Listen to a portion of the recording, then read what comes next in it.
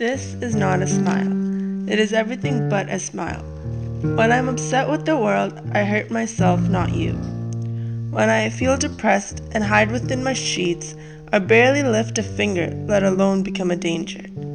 It's easy for us to go around insisting that we are just tired or that we are fine, but some of us aren't.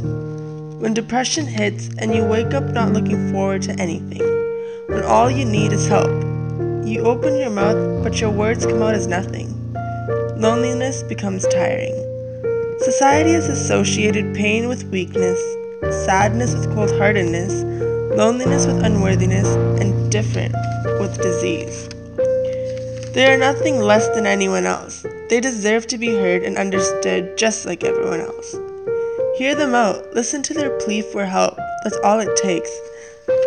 This is for all those people who simply need people to understand and to allow them to reach out for help and to escape depression.